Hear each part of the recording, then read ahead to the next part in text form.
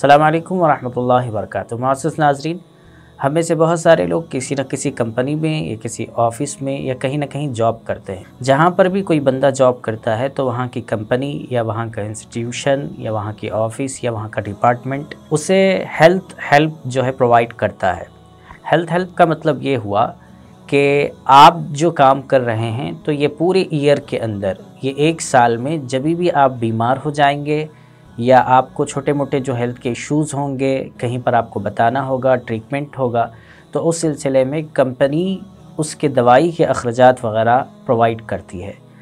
बाज़ जगहों पर सिर्फ एम्प्लॉय ही को ये फैसिलिटीज़ दी जाती हैं और बाज़ जगह पर एम्प्लॉय के साथ साथ उसके फैमिली मेम्बर्स को भी उसमें ऐड कर लिया जाता है।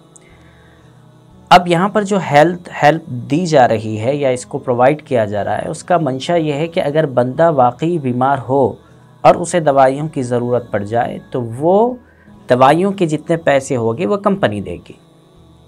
तो हम में से बहुत सारे अहबाब तो इसे सही यूज़ करते हैं, इसका मिसयूज़ नहीं करते। इसका मतलब ये है कि वाक़ईतन जो बीमार होते हैं और जितना उसके ऊपर ख़र्च आता है वो मेडिकल बिल वग़ैरह ले जाकर उसे पेश कर दी जाती है। डॉक्टर की तरफ से जो दवाइयाँ एडवाइस की गई हैं या दी गई हैं वो ले जाकर बताते हैं कि भाई ये साल इतना बिल हुआ है हमारा, तो कंपनी उसको पे कर देती है। लेकिन बहुत सारे अहबाब इसमें गलती कर ये बैठते हैं कि वो बीमार नहीं होते, मिसाल के तौर पर पूरे एक साल में तो बीमार नहीं होते, लेकिन वो ये समझते हैं कि ये हमारा हक़ है, इसे किसी न किसी अंदाज़ में लेना चाहिए। इसलिए उन्होंने ऐसे मौके से किसी न किसी पहचान के डॉक्टर से बात कर लेते हैं कि भाई आप हमें ये दवाइयाँ लिख दीजिए। डॉक्टर जो है उसके ऊपर बाद में आकर लिख देते हैं और फिर मेडिकल वाले से जाकर बात कर ली जाती है कि ये दवाइयाँ आप हमें दे दीजिए और इसका बिल बना दीजिए। और उसके साथ ये भी कहते हैं कि ये दवाइयाँ चूँकि हम कंपनी की तरफ से हमें ये चीज़ मिल रही है और बिल जो है पे कंपनी कर रही है, तो जब कंपनी बिल पे कर देगी तो हम ये दवाइयाँ फिर वापस आप ही को रिटर्न कर देंगे, आप इसे आधी कीमत में ख़रीद लीजिए। यानी बीमार नहीं होते हैं, एक बात। दूसरी बात, डॉक्टर को इस बारे में गलत फहमी का शिकार कर देते हैं, दूसरी बात। तीसरी बात, मेडिकल वाले के साथ में ये जो है वहाँ पर बात होती है कि भाई आप ये दवाई फिर ख़रीद लें वापस, जब हम आपसे ख़रीदेंगे फिर हम आप ही को आधे रेट में बेच देंगे।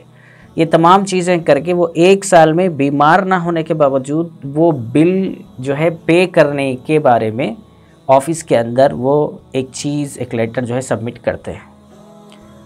तो क्या ऐसा करना सही है? इस्लाम ये कहता है कि ये गलत है। क्यों? पहली बात तो ये है कि आपको जो कंपनी की जानिब से जो बिल पे किया जा रहा था वो उस वक्त था जब आप वाक़ईतन बीमार हों। जब आप वाक़ईतन बीमार ही नहीं हैं तो ऐसी सूरत में आप कौन सा हक़ इस्तेमाल कर रहे हैं? तो एक गलती। इसमें दूसरी गलती ये हुई है कि डॉक्टर को इस बारे में गलत फहमी में रख दिया गया या डॉक्टर को इस बारे में आमादा कर लिया गया। तो ये एक जो है जालसाज़ी है, इसे इस्लाम मना करता है। तीसरी बात यह है कि मेडिकल वालों को भी जो है झूठ पर आमादा कर लिया गया कि आप हमें इसकी बिल बना कर दे दें, ये बिल हमें ऑफ़िस में सबमिट करनी है। ये भी गलत काम हुआ। चौथी बात यह है कि कंपनी के अंदर जाकर झूठ पर मबनी, यानी पूरा शुरू से आखिर तक झूठ वाली कैफियत को सामने रखकर पैसे ले लेते। तो इन तमाम चीज़ों की वजह से, जो कि कबीरा गुनाहों में से शामिल है, झूठ है, धोखा है, फ़रेब है, जालसाज़ी है, ये तमाम चीज़ें इस्लामिक एतबार से गलत है। इसलिए इन चीज़ों से बाज़ आना चाहिए। लोग नामालूम होने की वजह से इसे अपना हक़ समझकर इस तरह की गलत कार्रवाइयाँ कर पैसे लेने की कोशिश कर रहे हैं। जो लोग दीनदार हैं, इन मसाइल से वाकिफ़ियत रखते हैं, वो लोग तो ऐसा नहीं करते। लेकिन जो लोग बाज़ मरतबा वाकिफ़ ना होने की वजह से ऐसा करते हैं और बाज़ मरतबा मालूम रख कर ऐसी चीज़ें करते हैं, इन चीज़ों से हमें गुरेज़ करना चाहिए, बचना चाहिए। अल्लाह ताला से दुआ है कि हमें कहने और सुनने से ज़्यादा अमल की तौफ़ीक़ अता फरमाए।